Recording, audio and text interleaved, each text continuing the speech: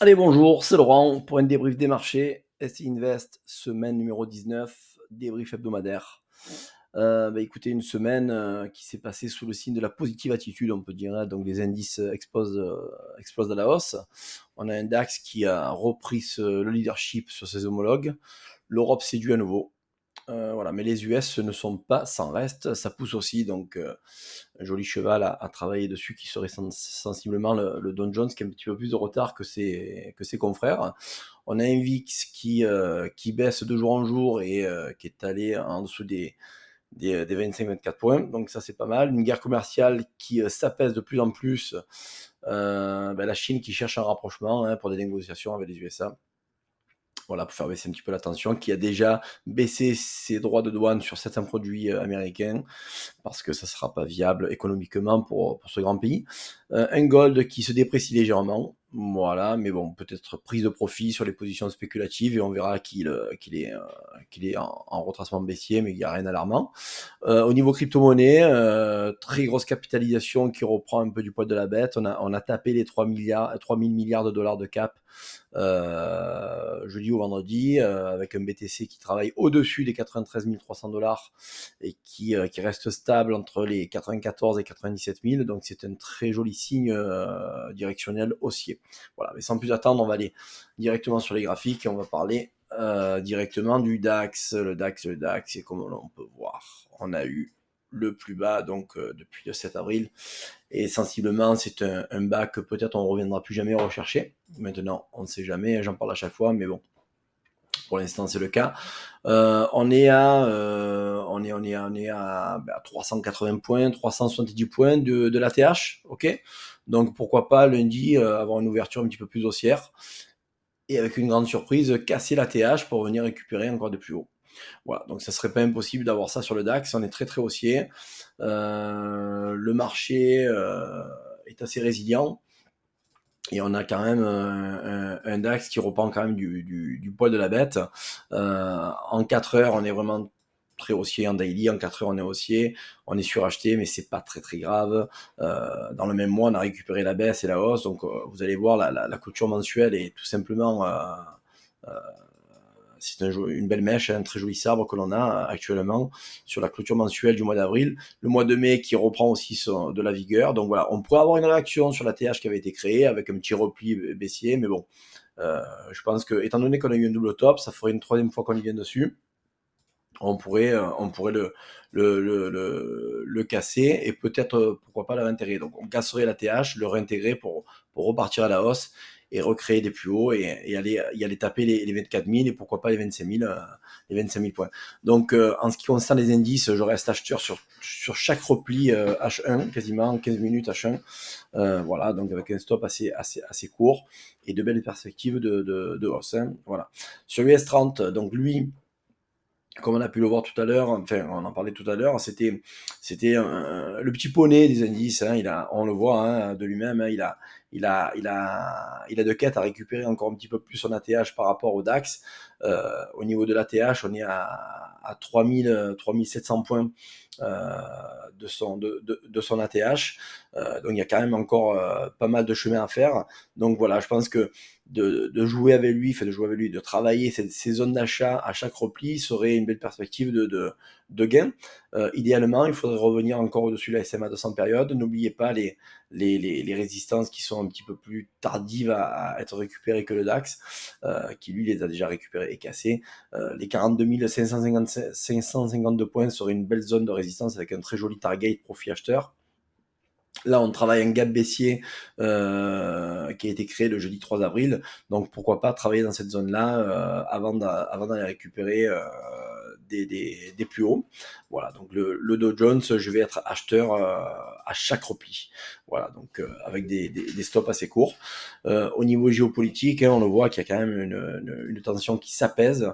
Donc, les marchés peut-être ont déjà digéré toutes les news négatives des droits de douane, et maintenant on est sur quelque chose de plus résilient avec un marché qui repart à la hausse pour venir récupérer des plus hauts de plus en plus haut.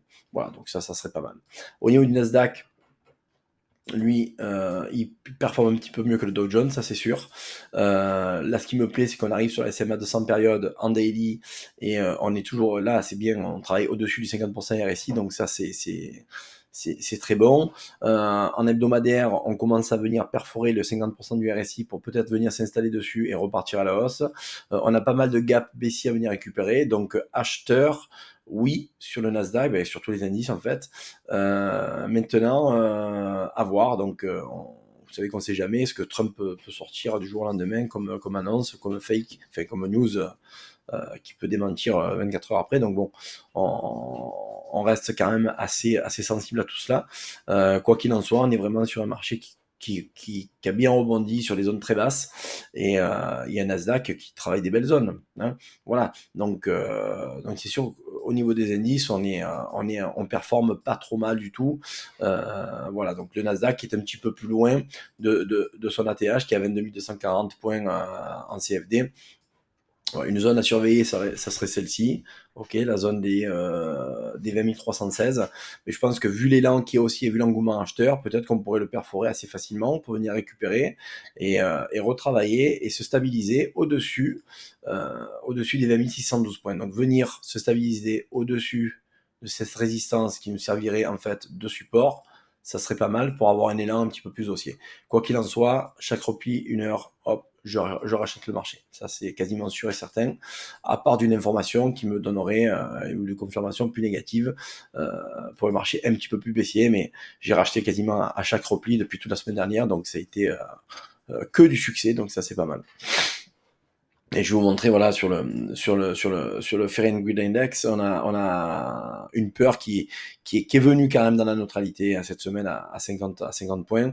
Il est retourné sur les 43, mais on voit quand même que on n'est plus dans une peur extrême du passé.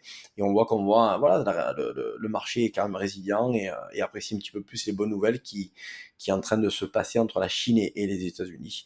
Donc c'est pas mal. Donc si demain vraiment on voit qu'on a une réunion de négociation entre les USA et la Chine, mais vraiment une réunion concrète.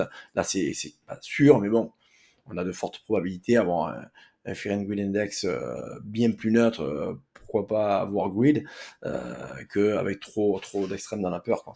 Voilà, donc ça c'est un fait. Au niveau du gold, on a eu une cassure de ligne de coup, donc on avait une belle tête-épaule avec c'est vrai une zone de distribution et de consolidation à ce niveau-là. On l'a cassé jeudi dernier, donc le 1er mai, et on voit qu'on stabilise en dessous. On a eu un pullback parfait en dessous.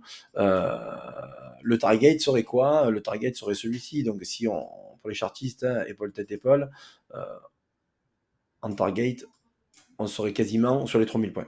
Voilà, donc pourquoi pas avoir un gold qui continue à baisser un petit peu, prise de profit. Ces profits seraient partis sur les indices, sur les actions, ce qui donnerait un gold un petit peu plus baissier. Voilà, ok.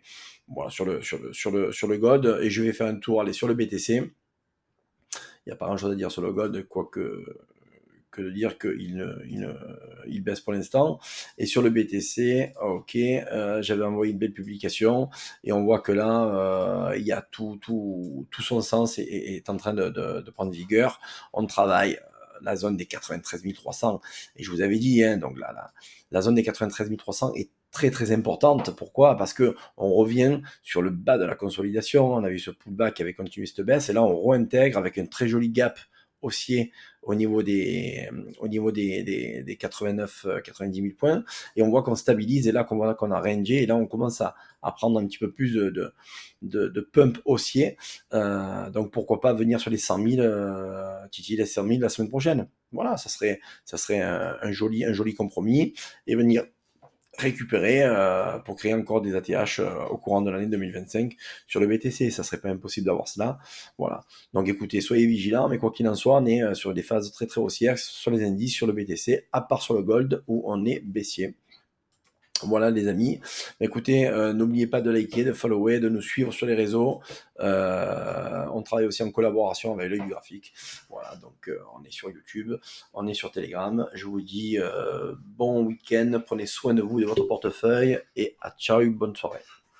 Perte en capital. Les performances passées ne préjugent pas des performances futures.